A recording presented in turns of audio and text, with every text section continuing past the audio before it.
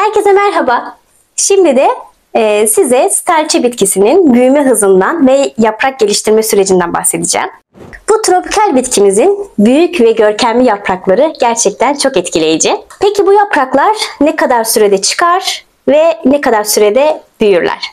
Bu bitkimiz genellikle yılda 2-3 yaprak anca veriyor. Bu yapraklarımızın çıkma süresi bulunduğu ortamın sıcaklığına ve bitkinin aldığı ışık miktarına, yine de sulama düzenine bağlı olarak da değişkenlik gösterebilir. Tabii ki bu büyüme hızına ve sayısını etkileyebilir. Yine doğru koşullarda bu yeni gelen, şurada olduğu gibi yeni yaprağımız doğru koşullar sağlandığında yine bir önceki şu yaprağından daha büyük çıkartmayı istediği için biraz daha böyle ay olarak birkaç ayı bulabiliyor. Buradan yeni yaprağının çıkması, buraya geçmesi ve açması biraz uzun sürüyor maalesef. Bitkimizin büyümesi yine tüm bitkilerimizde, daha doğrusu çoğu bitkilerimizde olduğu gibi ilkbahar ve yaz aylarında biraz daha hızlı oluyor. Eğer bitkiniz kış ayında daha yavaş büyüyor, daha artık biraz daha gelişimi yavaşladı diye düşünüyorsanız bu bitkimiz için çok normal bir durum. Bunda endişelenecek herhangi bir şey yoktur. Çünkü kış ayında bitkilerimizin çoğu dinlenme dönemine geçtiği için bu yüzden bir büyüme hızları da yavaşlayacaktır. Yine bu dönemde büyüme hızının o yavaş olduğu kış ayında yine su ihtiyacı da azalacağı için mutlaka su ihtiyacında da azaltma göstermeliyiz. Şimdi ben size şu benim yeni gelen yaprağımla ilgili biraz bahsetmek istiyorum. Benim bu bitkimde tam şu kısma yeni yaprak vermeye başladığında ben bunun toprak değişimini yapmak zorunda kaldım. Ama kesinlikle size söylüyorum ki yeni yaprak döneminde kesinlikle toprak değişimi yapmayın, saksı değişimi yapmayın. Ben buna mecbur kaldığım için yaptım. Tabii sonrasında yine pişmanlık duydum ama saksısında minik minik yaşayan arkadaşlarımızın olduğunu gördüm. Ve bunu ben gördükten sonra tabii ki duramadım.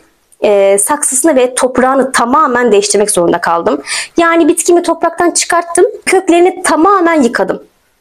Tabii böyle yaptıktan sonra yeni toprağını ektim ama şu kısmından şöyle göstereyim. Ekrandan umarım görebilirsiniz. Şöyle işaret yapayım hatta. Sadece şu kısım vardı. Ve şuradan şunu şuraya kadar büyütmesi inanın 2,5 ay aldı. 3 ay aldı yani ortalama. 3 aya geliyordu. Bu da bunun küstüğünü gösterir aslında. Yani tam onun büyüme evresinde rahatını bozdum. Bu yüzden yeni yaprağını büyütmekten vazgeçti, bıraktı. Şimdi artık hem toprağına hem saksısına alıştığı için artık büyüme evresi başladı. Onu da şuradan anlayabiliyorum. Normalde evet boyu biraz daha kısaydı, şimdi boyu uzadı. Bir de şimdi şurada dura dura artık dışarıda buradaki yaprağı şunun rengini almış. Koyu renkte. Ama yeni gelen yaprağımız bakın açık yeşil. Yani burada bir büyüme olduğunu gösteriyor. Yani sessiz olun. Büyüme evresinde kesinlikle toprak ve saksı değişimi yapmayın. Artık alıştı. Şu anda bir problem yok. Büyümeye devam ediyor. Ben mecbur kaldığım için yaptım. Yine de siz mecbur değilsiniz. Kesinlikle yaprak çıkartma döneminde ve tomurcuklu çiçekliyken hiçbir çiçeğinizin saksı ve toprak değişimini yapmayın. Sterçe bitkisi sabırlı bir bakım süreci gerektirir. Doğru koşulları sağlarsanız bitkinizin her yeni gelen yaprağını görmekten mutluluk duyarsınız. Her yeni gelen yaprak da bir önceki yaprağından daha büyük açacağı için biraz daha açma süresi uzun olsa da şunların güzelliğine bakar mısınız? Bu en sonki arasındaki farka bakın mesela. Daha da büyük açıyor artık.